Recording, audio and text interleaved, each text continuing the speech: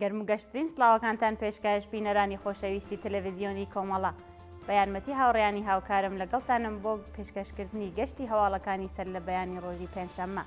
سەرەتا سەردێڕی چەند هەواڵ.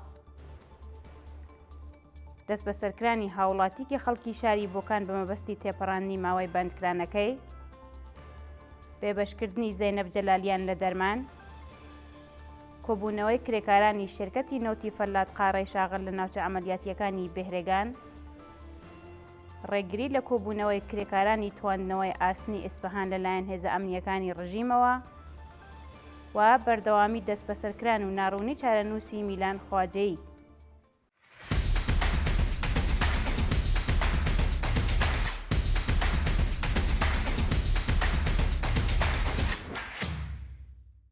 دەست بەسەرکرانی هاوڵاتیکی خەڵکی شاری بۆکان بە مەبەستی تێپەڕاندنی ماوەی بەندکرانەکەی.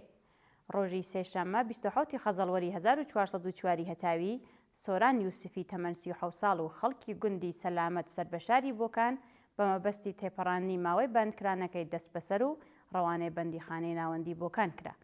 ناوبرا و ڕێکەوتی چواردەی سەرماوەزی ساڵی ڕابردوو بە هێرشی هێزەکانی ئیدارەی ئیتلاعاتی شاری بۆکان بۆ سەرماڵەکەی دەست بەسەر و دواتر ڕێکەوتی هەژدەی هەمان مانگ بە دانانی بارمتە بە شێوازێکی کاتی ئازاد کرا.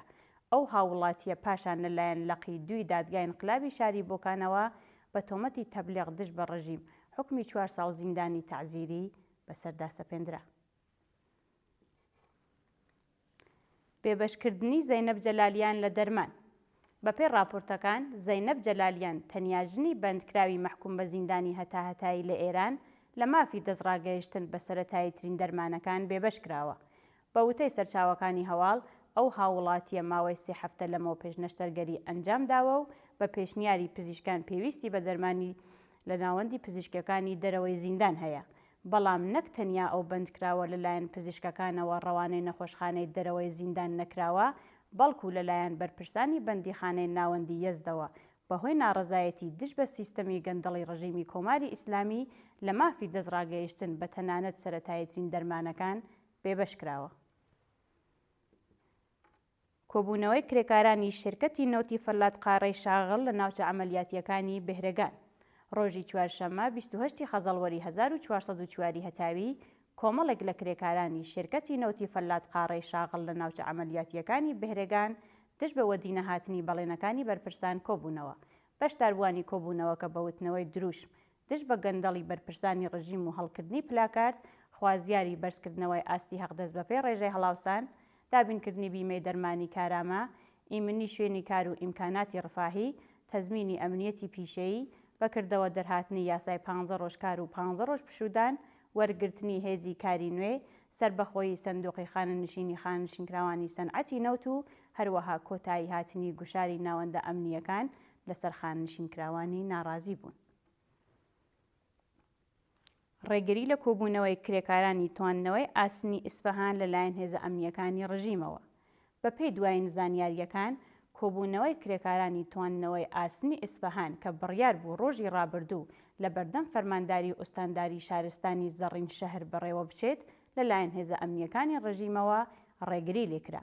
بە وتەی سەرچاوەکانی هەواڵ پێش لە کۆبوونەوەی کرێکاران لە ئەو شوێنانە کە دیاری کرابوو، هێزە ئەمنیەکانی ڕژیم و مەئمورانی حراست لە ئەو شوێنانەی بە شێوازێکی سیستماتیک سازمان دراون و هێرشیان کردووەتە سەر ناڕازیان.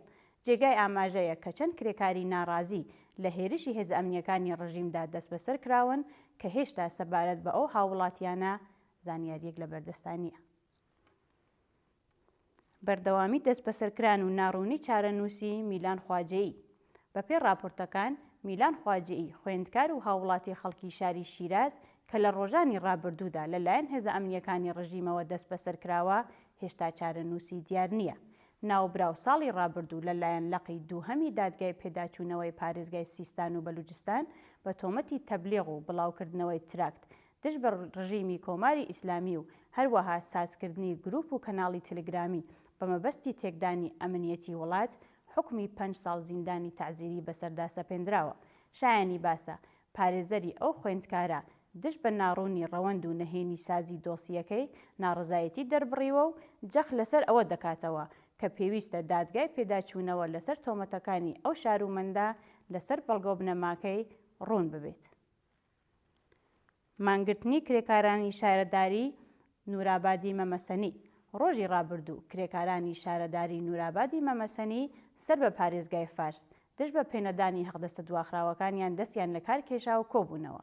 کرێکارانی ناڕازی لە کۆبوونەوەکەدا ئاماژە بەوە دەکەن کە بەهۆی پێنەدانی هەڵدەستەکانیان لەلایەن بەرپرسانی شارەداری دۆخی ژیانیان لە خراپیدایە و تەنانەت توانای دابینکردنی سەرەتاییترین پێداویستیەکانی ژیانی بنەماڵەکانیان نییە.